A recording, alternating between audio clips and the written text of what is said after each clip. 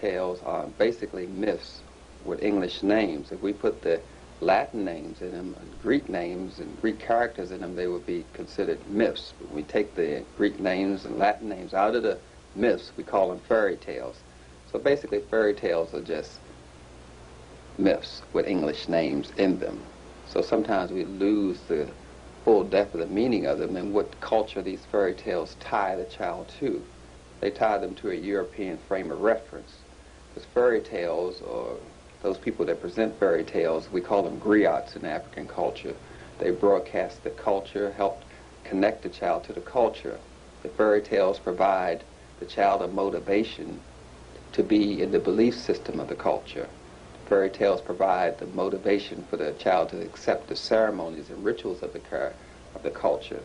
The fairy tales are the emotional motivators that help tie the child into the spiritual essence of the culture, as well as the social customs and orders.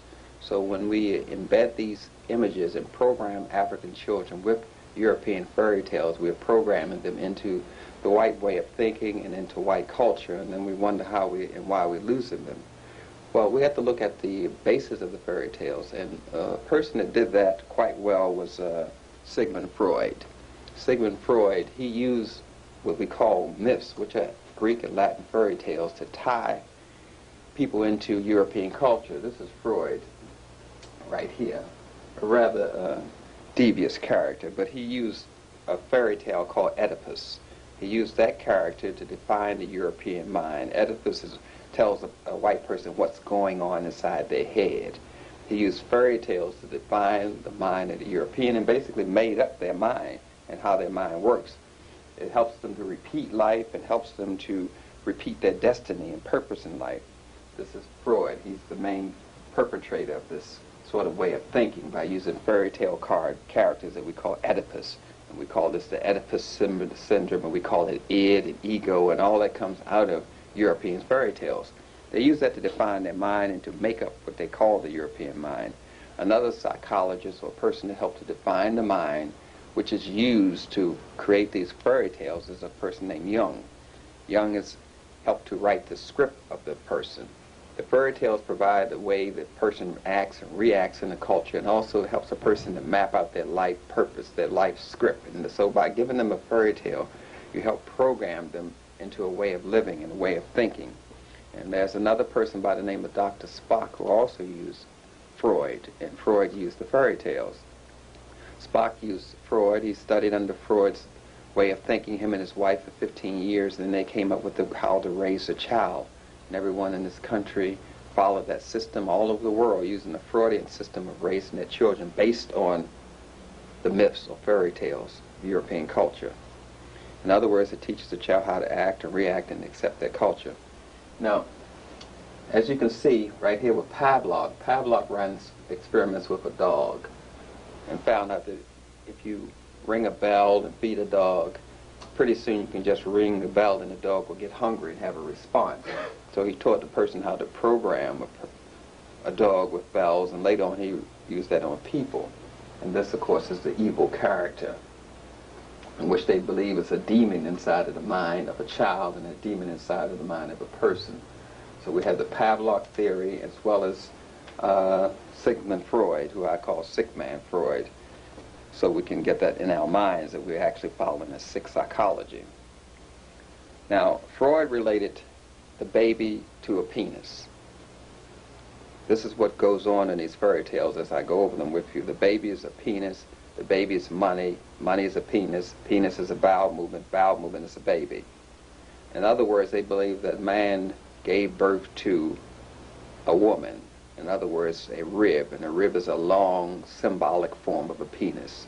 So through man having a penis, he gave birth to a woman, gave birth to bowel movements, babies, and all that. Those are the mythological associations made in the fairy tale that is embedded in them when you tell it to an African child, which makes them highly dangerous. Sigmund Freud, Dr. Spock. They give us this kind of understanding that when a person gets hurt in a relationship, the reason why they stay in a relationship is because the person that hurt them is the only one that can solve this problem for them. That's why you find a people commonly say, why is this lady still married to this man? He's no good, that sort of thing. That comes out of the embedding that's done in the fairy tales. Because they believe it hurts. It hurts you to be wounded, but it feels good to be healed by the person who hurt you. So therefore, psychologically, you stay in a relationship, because the only way you can feel good is by having the person that hurt you to heal you.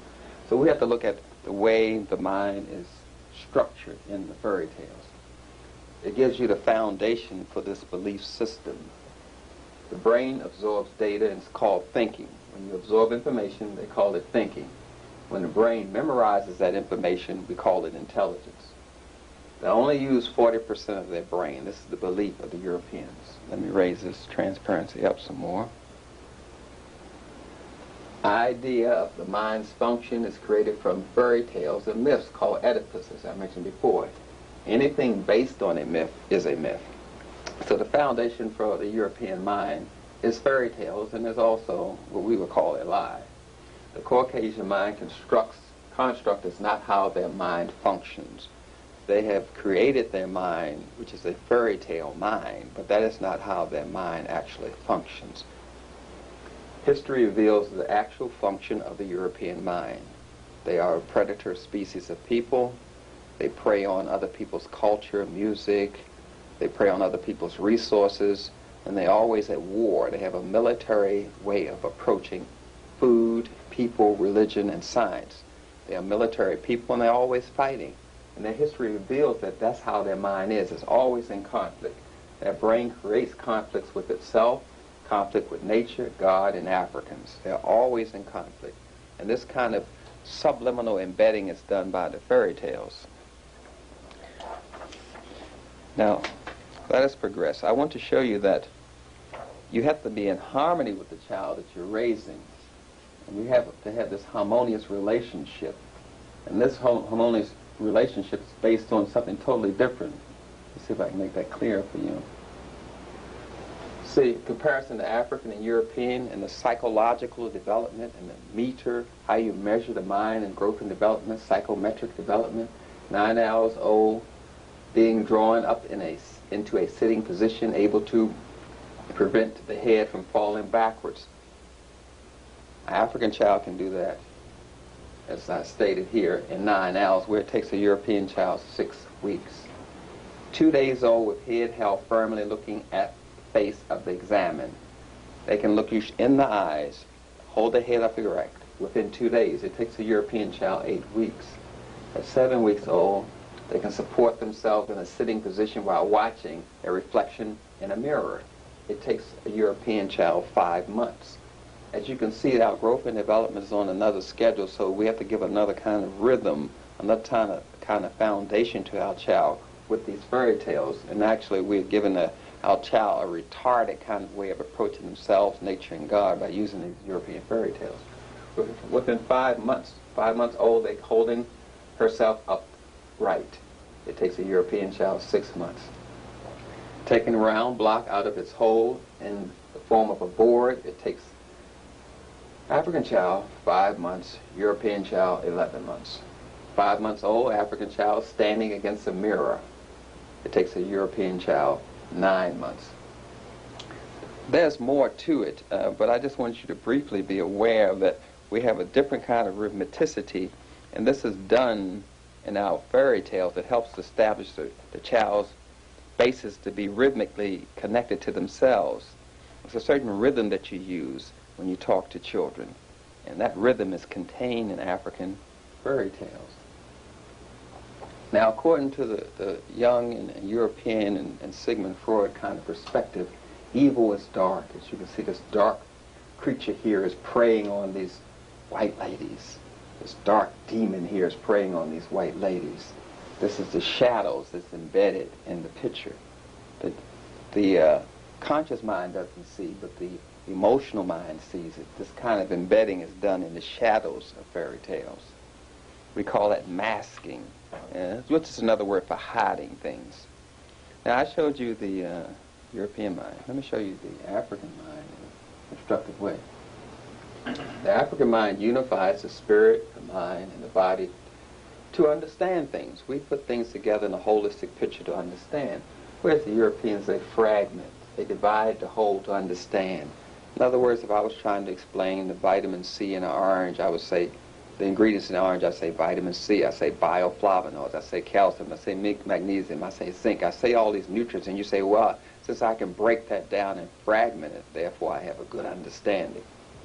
Fragmentation means understanding to the Europeans. True and false are different in the African mind, but true and false are the same and correct in the European way of presenting things. Even in the fairy tales, as I go over them with you, they present true and false as one and the same. That's what the American Indians would call speaking with a forked tongue, or double talking. That means you're presenting a lie and the truth at the same time, and yet they accept it as one. The purpose of thoughts and actions are for ma'at, to bring justice, peace, unity to the person. That's the purpose of the fairy tales, to present ma'at. But the purpose of thoughts in European culture is to control nature, control others, and for power. To dominate, in other words. To dominate and be supreme in their way of thinking. In African mind, thoughts are connected holistically. A spiritual thought is connected to an intellectual thought, is connected to a physical thought, is connected to rhythm, is connected to color. It's all connected holistically. But in the European mind, thoughts are connected by fragmented ideas. Divide and conquer, I believe, is what we usually say. Now, we're looking at the foundation of these fairy tales, the mind, the construction of the mind that created them. Now we're going to go into the true story of the three little pigs. We're going to reveal it and see the dynamic that's played, why we always have these threes all the time in European culture. We're going to understand what the wolf is about, how men are associated with wolf, being a wolf. This is a sexual symbolism. We're going to understand about pigs and what that reveals. We're going to get into the true story of the three pigs and other fairy tales, as they are called, which actually are myths. Now, I'm going to show you this. Now, this is what a child sees. This is an innocent picture. Totally innocent, but it's loaded with symbols of European culture.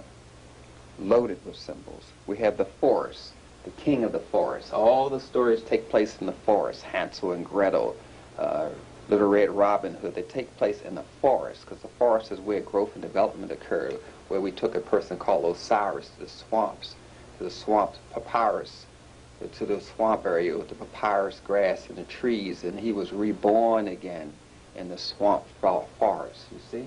So they're depicting this forest to show regrowth and regeneration.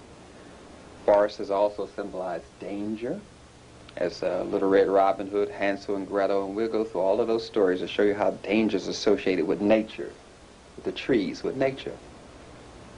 And the witches always live in the forest. Witches, wolves, bears, all the dangers in the forest. And there's always in a house scene. Hansel and Gretel's house, Little Red Robin Hood's house. All the fairy tales take place in this forest where it's growth and development, but there's also danger there. And we're just breaking down the symbols here. The symbol of blood. We know that we had the Pied Piper. The Pied Piper played the flute, and the Pied Piper represents the animal mind. The animal mind pulling out the animalism in people's being. That's why the Pied Piper was playing the flute to the children and pulling out the truth. So this is a symbolism of evilness here. The dish and the spoon represents the penis, the bowl represents the vagina. The symbolism. The image is there. The conscious mind says it's not there. The subconscious mind, all of this registers, all of it. The blue bowl, the red, we always associate red shoes. In the Wizard of Oz, the Red Robin Hood is always red in the theme, somewhere embedded. So it's an innocent looking picture. The cow god Hathor, that's why you have cows. And that's why you have bells for school, because the cow god Hathor. See? The cow is jumping over the moon. The man is hidden in the moon. Remember the man in the moon mythology of the European culture? So we have the female and we have the man connected again, you see. And the cow is jumping over the moon, which means destroying the man. Because it's believed in European mythology, fairy tales, that the vagina destroys the man's potency, destroys his penis. And this is that symbolism embedded there. But the fairy tale, the nursery rhyme sounds quite harmless. Hey diddle diddle, the cat and the fiddle, the cow jumped over the moon. The little dog laughed to see such a sport, and the dish ran away with the spoon. See, they're calling out the spirit of sexual excitation. The cow gets involved sexually with the moon, and then the dog, which you call a man, a dog, or a wolf, has fun, enjoys himself, laughs, and he calls it a sport, which rape is a sport, and then the sexual intercourse, then he can run away with the sex of the lady or cow. That's what is embedded in that sort of fairy tale that we take as being very innocent. We're going to go over some more in a minute. Remember I was saying that the red is associated with aggression, it's associated with vitality, strength, blood. The red crown of Lord Delta, that's where they got it from Africa. It's also associated with whores, red. They have a red light district where you can have sex from women. We're going back and we're going to get into these myths and see the relevance of the Greek myths. See how they relate today, that the movies are no more than an extension of the fairy tales, and the fairy tales are no more than an extension of the European mind. And the European mind is extended and built on its culture and its belief system, which is embedded in the fairy tales, which extend themselves to the movies, which you think are very different, like the Men in Black. It's the same theme that you're taught with the fairy tales, the Men in Black, with the Rumpelstiltskin and this kind of evil force. But we'll go over that. There's no difference between the movies you're seeing, 48 Hours, the Men in Black, Enemy of the People, whatever the theme is always tied back. It's always one program, the goal to capture evil by the wit of your mind, wit of your intelligence, which comes out of the Asante spider stories. This is where the Greeks stole these stories from. They stole them from Africans. We have the tree, as a lot of you are used to hearing about the tree of life, the Ankh. We have the tree of life and the tree of death. This isn't going into African folk tales. The tree of life and the tree of death, where we have this major themes. We have a message that you get from God, and this message is carried to the people. This is the message theme. And the message is that people can be reborn again or they can die. And the message sometimes is carried by a rabbit or by a snake. For instance, like the Hottentots, they say that the moon told this message to the rabbits. And the rabbits had the message and was supposed to give it to Adam and Eve, that they could be born again if they followed Ma'at. But the rabbit got a little confused there and told them the wrong message. See, he perverted and changed the message. And so he told Adam and Eve that they would die. And the moon got mad with the rabbit and threw a stick at the rabbit and split the rabbit's lip. And that's why rabbits have a split in their lip, according to our African fairy tales or myths. Even in the 90s of East Africa, we have that same story with a dog. The dog is supposed to be telling the story, and the dog's supposed to say you can be reborn or resurrected again in 3 days after death. But when the dog came to tell man, that man laughed, you see. And the dog made the dog mad, so therefore man dies now. The dog was telling man that he could be reborn again after 3 days after his death. That's why we have wakes. See, the fairy tales of the griots are connecting the children to the culture, so we still have wakes that connect us back to this 9-day story of East Africa based on the fact that God has brought us this message of rebirth and regeneration. Or you can get into the Masawas, people of Botswana, which is basically about a Kalahari desert, where you call southern Rhodesia today, where you have the message from God being brought to you by a turtle and a rabbit. The message is that man can be reborn again. So the message was given to a turtle and a rabbit, and of course the turtle moves slow and the rabbit moves fast. So the rabbit came to man first, and the rabbit had a bad memory. So he told the man that you'll be born, but you'll die and you won't be born again. The turtle finally got to man and gave man the correct answer, but since the turtle got there so late, the man didn't believe him. That comes out of the Masawas people of Botswana. And you have that same kind of theme repeated again with the Wabindi of East Africa, where they say that God visited the earth and he was trying to tell man that he could be reborn again. And he was delivering this message to men and creatures, But man was sleeping, the creatures were sleeping. The only one that heard him, heard God, he, she, God, was the snake. And so the snake was being able to be reborn again. That's why they shed their skin. This kind of folk tale connects you back to your culture. Our Arawaks of Guyana, they had the same kind of story where man was following all the laws by nature, and animals could be reborn again, but man had to die because they got the story mixed up. Where I'm from in the Carolinas, the Sea Islands, the Yuputas of the Congo, for instance, said that God called the moon people and the earth people, but the moon people came first and man came late, so man wasn't denied rebirth, so the moon could be reborn again. That's why you get a full moon, a half moon, a waxy moon, and a waning moon, because the moon can have rebirth where man cannot, because the message was given to the moon people and the earth people, but man came too late when God called him to give him the message. And we have the same theme repeated over and over again with the galas of East Africa, where they say a bird brought the message, and the bird stopped to eat, wanted something to eat from the snake, and he said, "Snake, if you give me something to eat, I'll tell you what God told me."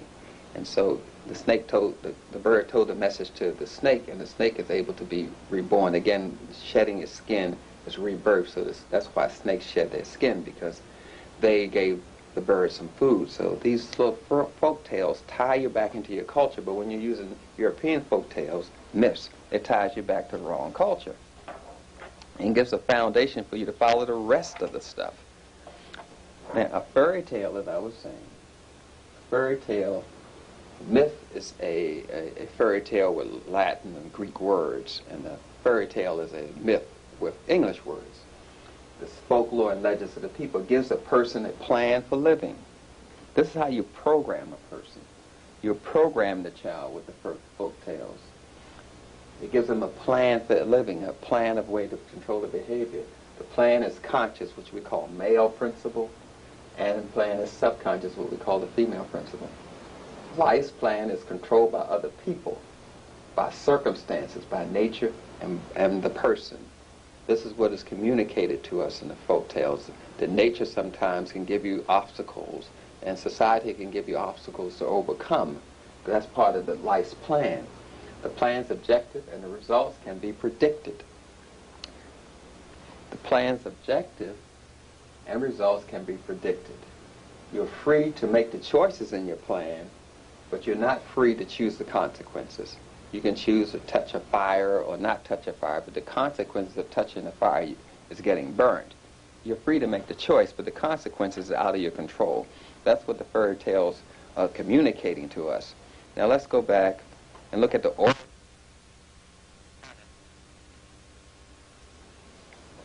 This is Bess, a tutelary spirit here. This is 500 BC, carving or painting in the pyramids.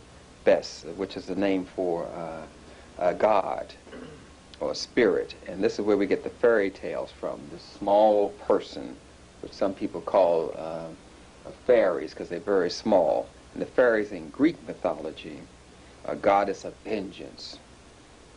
They're part of the triad of the three. Relentlessness, jealousy. These are names. Alecto is relentlessness, and Magnera is jealousy. These are Greek names for these aspects. And Trisiphon, which is the avenger of death. And the fairies represent this energy force field, which they got from our ancestors in Africa.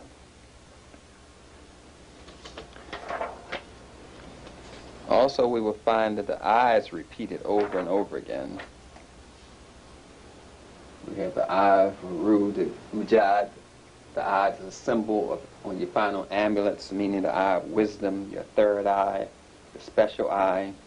And that's represented by the vagina in European fairy tales. The man is some kind of way, the woman is destroying his third eye through sex. And wine, of course, is one of those things related to women because it's red. And they believe that that causes a man to be drunk in his morality, and it dilutes him, and it waters down his spirituality, the wine of women. Now, when we have the cows used in the fairy tales, they're alluding back to where they first learned this from, the that we are nurtured by God. This is the cow nursing, the symbol of maternity. Phoenicians, Alans Tash, this is 900 BC. This is where they get the symbol of the cow jumping over the moon. All of this perverted out of African culture. The frog represents fertility, resurrection, because the frog sheds its skin. That's why you have the frogs in European fairy tales. And of course the witches are evil. They're evil women. They're destroyers of man's potency. But the symbolism is quite clear. We go back and we understand that myths and fairy tales, that's what a culture uses. A culture uses myths and fairy tales for explanation for its existence, to explain God, sex, nature, and society. It gives a person the value in life. It gives you a meaning for the rituals that you use. It defines your roles and rules and obligations in society. It also gives a continuation of the position of those in power. Fairy tale says that these people are going to stay in power no matter what you do. You have to serve the king, and it helps continue the culture.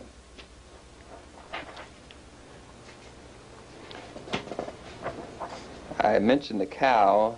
I want to show you the cow goddess, the goddess Hathor, God in the Pharaoh. This is the cow goddess, God in the Pharaoh. These cows are sacred because they represent the female principle, represent nurturing, but they're viewed as something evil in European fairy tales. And that's how they always depict it, escaping, trying to destroy the moon by jumping over the moon. Now when you get into the fairy tales, and they always reveal how life began in some way. It's a hidden message. Earth, the god Canute makes humans from clay. This is what we believe in our mythology and our stories, where the Europeans believe that whom made God, made man out of human, which is dirt, and that's where you get the word humus in human being, from hum, meaning dirt. But we believe that Canute made God, made man out of on a potter's wheel.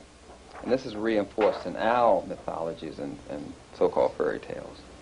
And the dog is not an evil person in our stories at all. Where in the European stories or fairy tales, the dog is depicted as being something that's trying to kill Little Red Riding Hood, or sex, the animalism in man. But this is the dog, this is the priestess mask representing Anubis, the god of the dead, the god of your spirit. So it has a positive image in our myths and our stories, but when you get into European stories, fairy tales, it gets kind of diluted and distorted. And it's hard to erase this program once it's put in the child. We call it hard wiring. The child gets hardwired, and once you get that embedded in the child, it's hard to erase that image. It's too many pictures, and pictures are worth 1,000 words. The symbolism in the fairy tales causes motion in the mind, and then the motion in the mind causes the person to apply certain symbolism to the picture. In other words, they are motion pictures. You see the picture, it creates motion in your mind. And then the motion in your mind creates another picture. But if you've already programmed the motion in the child's mind, they will create another picture when they see owl symbolism. But the bird with the human head is Ba, the symbol of the soul. Whereas the birds in European fairy tales present some kind of evilness or are related to sex. I had mentioned the tree of life, and I mentioned that earlier about the trees. You have the two trees which you call bookends that hold a lot of knowledge between them and give birth to this knowledge, and so we have bookends that symbolize this. This is upheld by the goddess Hathor again. This is Memphis, Egypt. This is 1500 BC. Our fairy tales and myths go back longer than the Europeans because we taught them, mostly the Greeks, who stole a lot of things from us.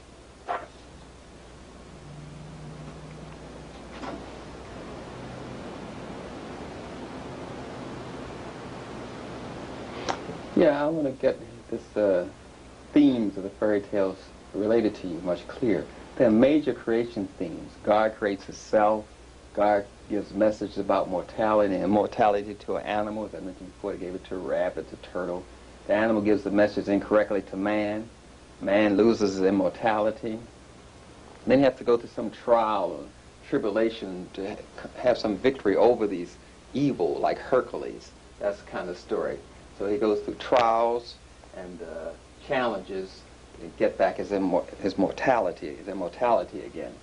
Then the shedding of skin, which represents regeneration and change to bring back immortality.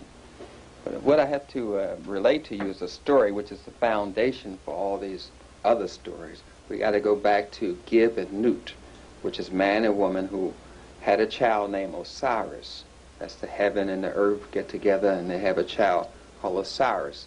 So in the beginning there was no fire, there was no shelter, no laws, until Osiris was born. And then Osiris went about the world teaching Ma'at, teaching fire and architecture and things like that to people. But while he was away, his sister, wife, Isis, was in charge of the rules of Ma'at. But see, one thing happened was Osiris' brother, Set, became jealous about this because his wife was in charge. And he tried to spread bad rumors about her, that sort of thing. So he wanted to take charge. He wanted to be in control, and he didn't want his brother Osiris to be in control. So what he did was he measured Osiris's shadow, and he built a coffin that would only fit Osiris. He said, well, I guess I'll have a party, and when he comes back, I'll get him to get in the coffin, that way I can get rid of him. So he made this coffin the exact size of Osiris, measuring his shadow, which we call the Ka. And he made it out of this wonderful wood that had nice smells to it, like sandalwood and various other fragrances. The coffin smelled very good from this fragrance wood that it was made out of. And he teamed up with 72 of Osiris's followers and the Queen of Ethiopia.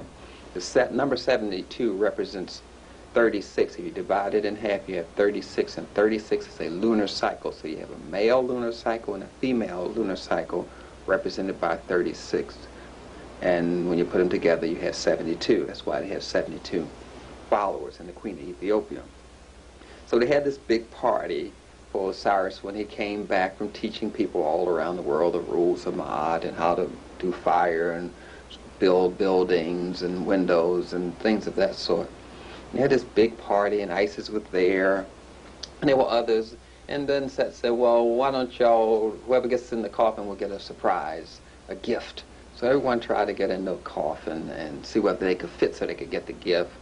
Set got in, and other people at the party got in, Isis got in, but no one could fit. Either the coffin was too wide at the shoulder, too narrow, too long, or too short, and so no one could fit. And then Osiris said he'll try, and he got in the coffin.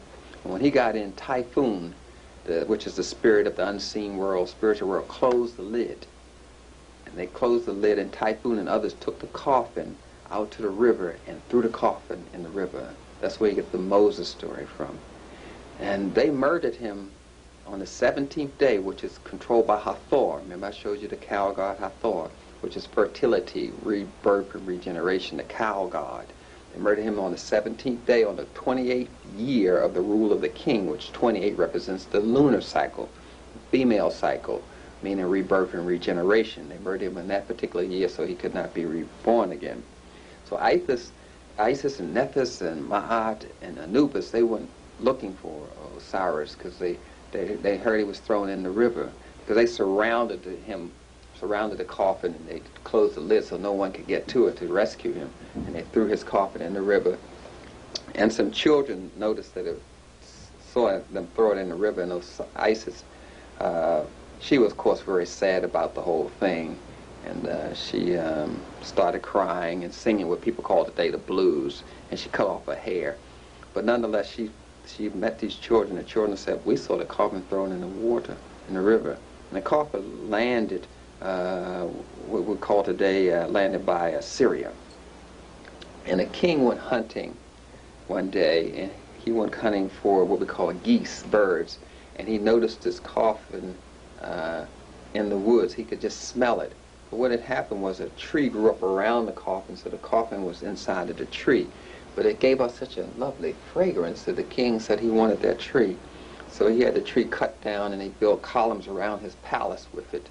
And Isis heard people talking about it, and they told her that that was the spot over there where the tree was, so she went to that spot and she started singing there.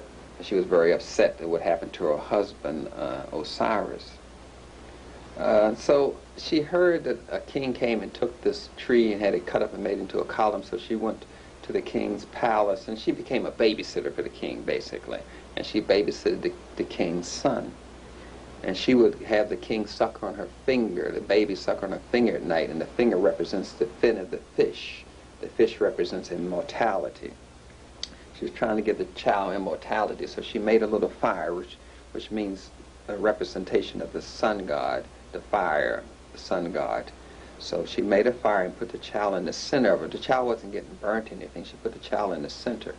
And she would go away and fly around the column where her husband's coffin was inside of this column. There used to be a tree that they cut down and made into a column and put on the building, and the coffin was still inside. But she would go around the column and sing to her husband a lament, as we call it, which is basically a blues. But one night she went away to sing around the column where her husband was, Osiris, and the queen came and saw her baby in the fire and said that Isis was crazy and took the baby out. And when she did that, Isis said, now you have deprived the baby of immortality, because one more day the baby would have had immortality, but her taking the baby out of the fire, the baby would now die. This story goes on to say that anyway, Isis told the king actually what had happened, so the king said, well, I'll give you the column. So he gave Isis the column. She split it open and took the coffin out and took the coffin back to Egypt. And she went to a swamp forest, into the swamp, what we call a papyrus swamp. And she had the coffin there, and she would breathe into Osiris's mouth, and she'd flap her wings, turn into a bird again, and flap her wings, and let the sun reflect off of her to give Osiris back life. Meanwhile, she had what we call the immaculate conception. She had sex with Osiris' spirit and had a baby who we call Haru, which we call immaculate conception. But see, Set was still mad about the whole thing, and he heard rumors about it, so he went around looking for Osiris. He changed himself into a pig looking for Osiris. But one time he went hunting for gazelles by the moonlight, and he spotted Osiris and Isis.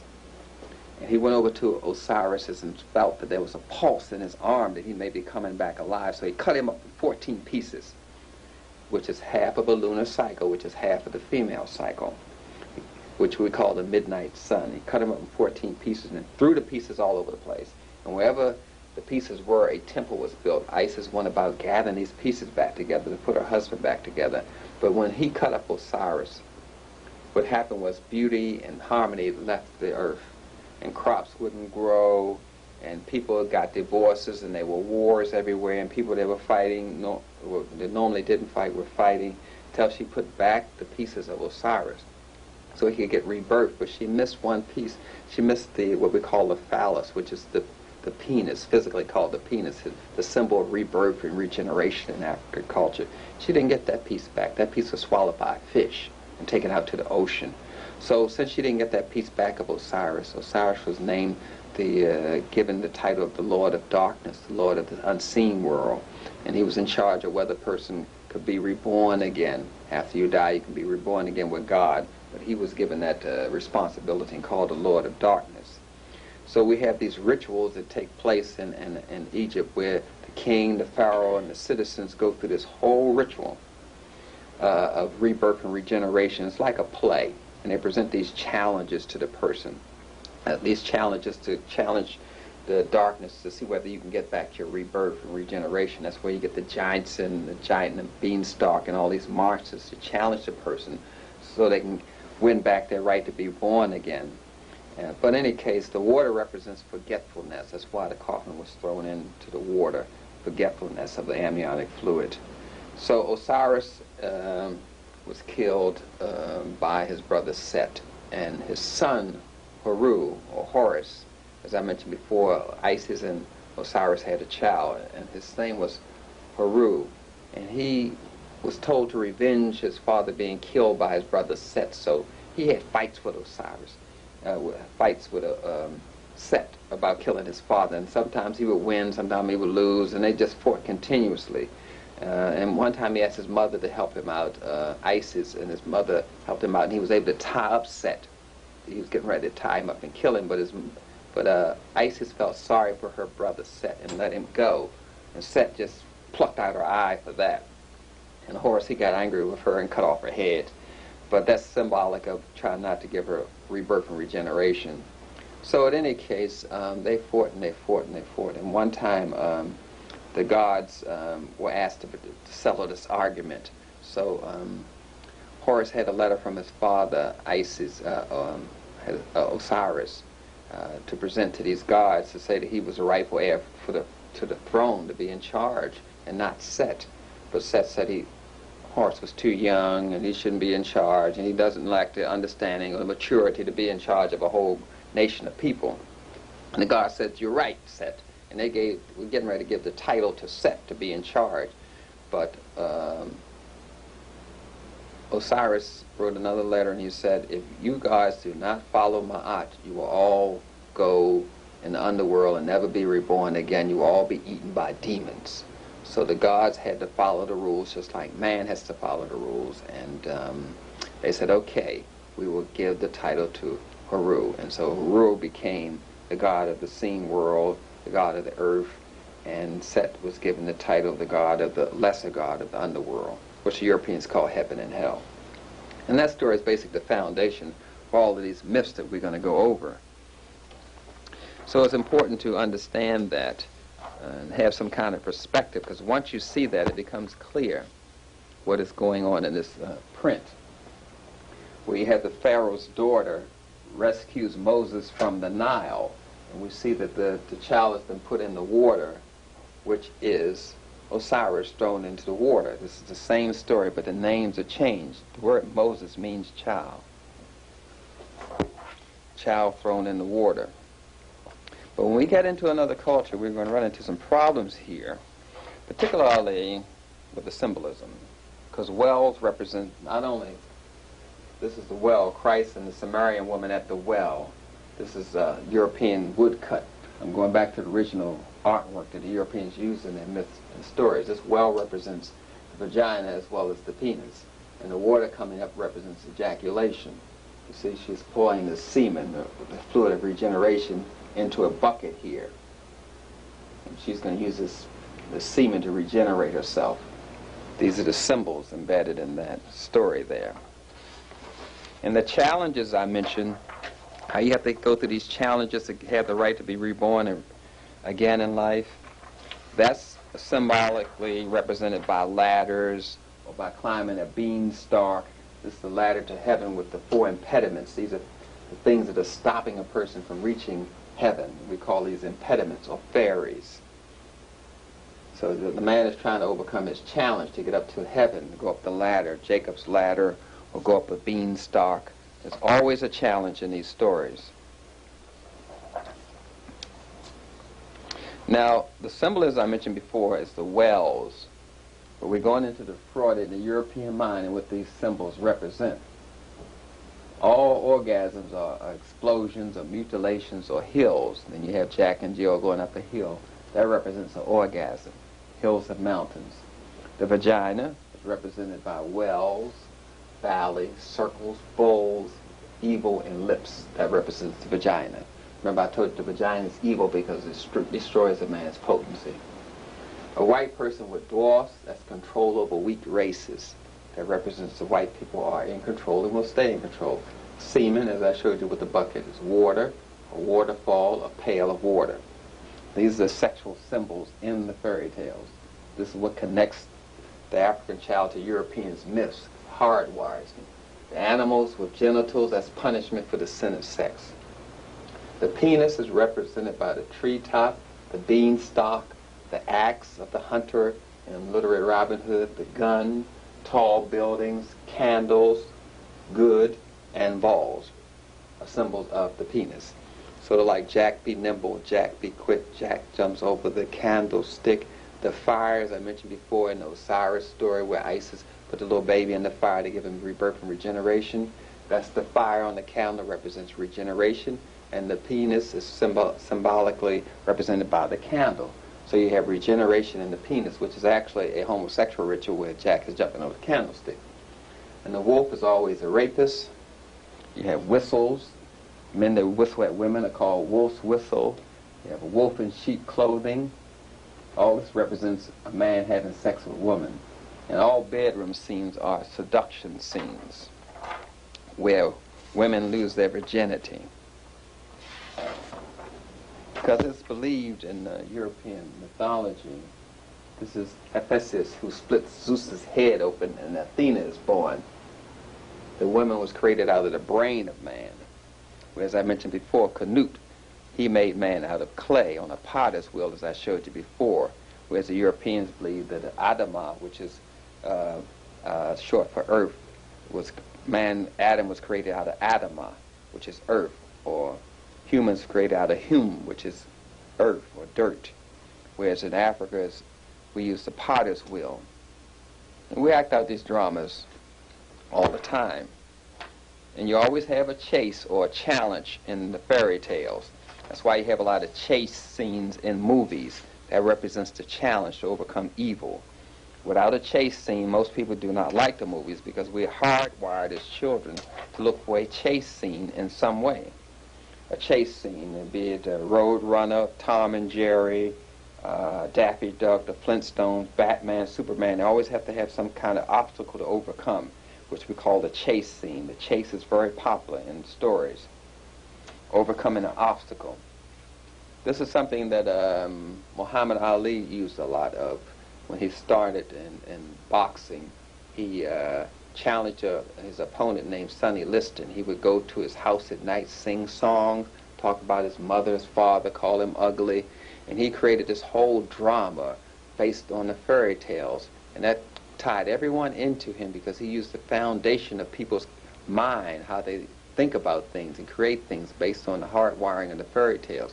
Muhammad Ali used this whole drama and attracted a lot of attention to himself.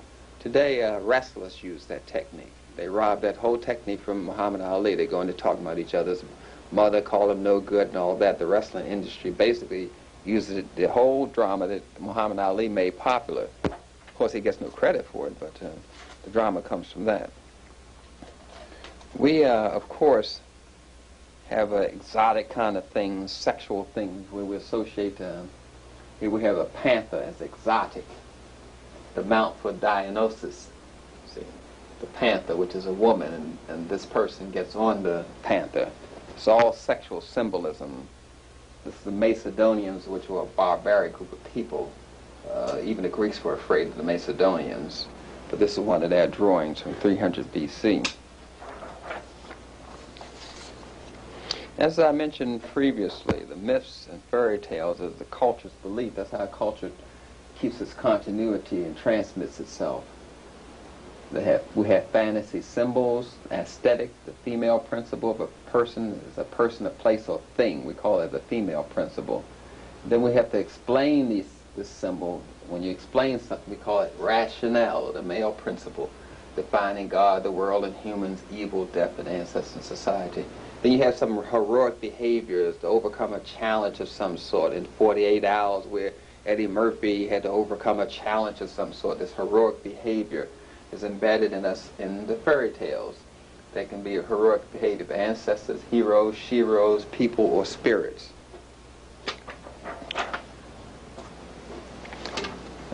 Yeah.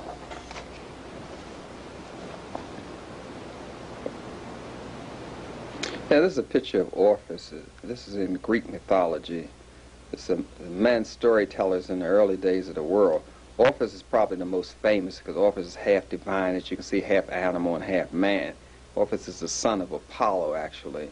Orpheus was very sad and stopped telling stories because Orpheus is a famous storyteller.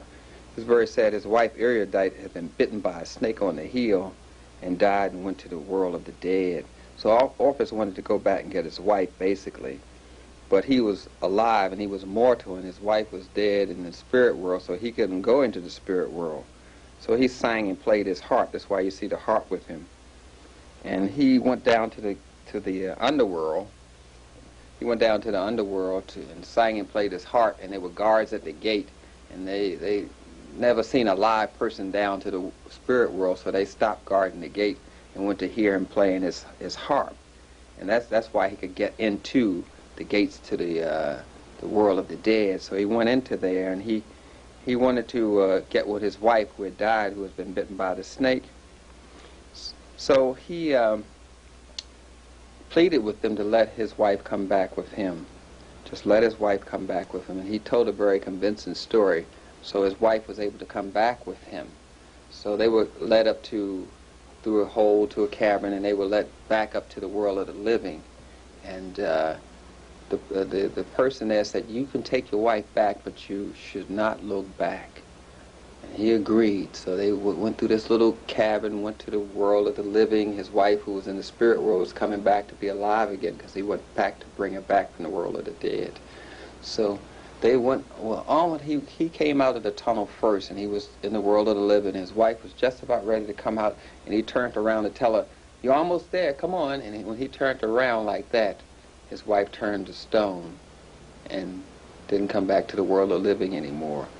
And he tried once again to go back to the world of the dead to ask for his wife to come back with him, but they wouldn't let him do that anymore. And that's basically the story of Orpheus trying to resurrect his wife. Now I'm going to go to Prometheus.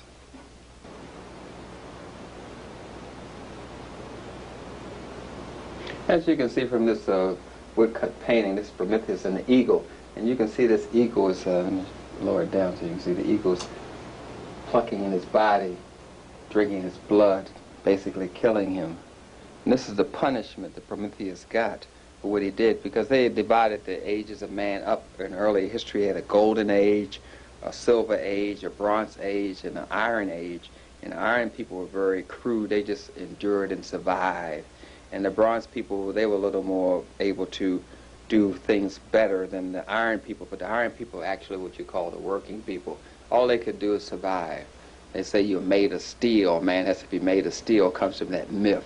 Why aren't you stronger? You have to be a sterner stuff than that. That's relating back to the iron people. All they could do was work for the people who control society and survive, pay their bills and work. Then you had the ones just a little bit above them called the bronze people. And they had strength, they had houses and clothing, and they killed one another too. And then you get into the silver race, which we call the Iron Age, the Bronze Age. Long ago in the mythology, we call these races, the Iron Race, the Bronze Race, and you had the Silver Race. And these were people who were, Silver Race were less just. They had 4 seasons. They had the winter, summer, spring, and fall. That's where you get the seasons from, the Silver Race. But then you have the Gold Race, the Golden Age, and these people, they had spring and all the time. They had plenty of food, plenty of harmony and peace with one another. But you see, Zeus is coming out of that Iron Age, when people, the Iron Race, when people, all they could do was just work, pay bills, and survive. That's what they were destined to be all their life. So Zeus saw that things were really bad for them. Prometheus, he saw things were really bad for these people. And he said if they had fire, then they could make tools and live better. So he went to Zeus and stole fire and gave the fire to people so they could make plows and axes and cut wood and build houses and things like that. But Zeus got angry because Prometheus sold the fire. And basically what he did was he punished them. He captured him and put him on a hill and assigned this eagle to pluck at him and eat out his flesh. But he wouldn't kill him, Prometheus, because Prometheus had the secret. He had the secret that the secret was that Zeus could not kill him, but still in the fire, because the fire came from another god that we call Uranus. But in any case, this is his torture for giving people fire.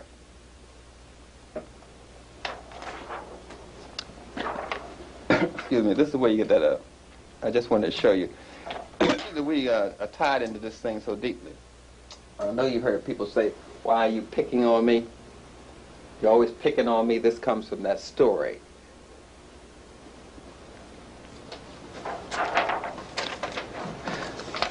One thing stay in your mind forever. Even when people try to get away from it, such as the scientists, like we have a woodcut of a dog, canis, where you get the canine teeth. It's a woodcut from Pseudo-Albertus Magnus, Tristomagrestus, von Hoffenburg, basically a German fellow. But here we have inherit destiny. See, you inherit your destiny. The fairy tales teach you inherit a demon, an inner voice that guides you against your own will. You say, like Flip Wilson, who is dead, an ancestor now, used to say, the devil made me do that. So we believe there's an inner voice in us that we must control at all times. And that we have faith that outside forces, money, your education, all these forces influence you. Fate. Independent. You do your own thing. Self-actualize. You can be successful. You can do your own thing. And you're forced by society. Allegiance to position. You're king. You have a duty. You have a karma. Your duty to serve your country. Your destiny is to serve the country. All this you inherit. The demon, inner voice, your fate, which is outside influence, and you try to do your own thing all your life, but you have to serve your master, your king, by being in his army, being his policeman, wanting to work for him, get a job with IBM, always want to work for your king. This is forces you to be into society. All this is given to you in the fairy tales. It gives you the motivation to be connected to the Europeans forever. That's why we have to change them around and use the African fairy tales with our children. It's a matter of spiritual life and spiritual death. Now,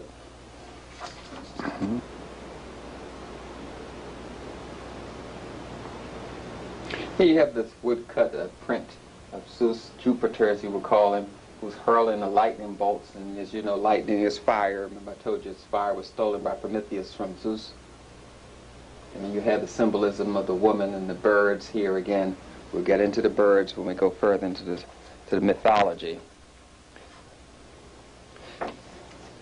Now, there's a lot of meanings in the fairy tales. One of the hidden meanings is that only the strong self-survived, only a strong ruler or religion has enough morality to save the people. See, you are weak and immoral because of your emotions. That's what's embedded in the fairy tales, and you always must try to overcome them. Die, you devote your life or sacrifice your life in war. The hidden meaning is you have to die to protect your morality and your religion and your ruler. So you die in a war. You sacrifice your life for your country, for the ruler, the government, the morals, or the prophet. You sacrifice your life for your prophet. You devote your whole life for a prophet, whoever that prophet may be, because the prophet saves you from you. You don't have enough intelligence or spirituality to save yourself from your evilness. You can't save yourself, from your emotions and sins.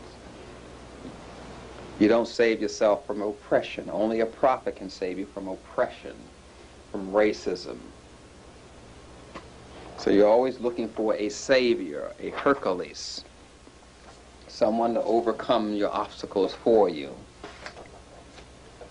Now I'll show you the symbol of love, as we call it, which were originally black doves, but now we use the white doves. Doves are a symbol of romantic love, which in children's books. So whenever we see birds, we think of Romulus. And that's another story in itself when we get into Romulus.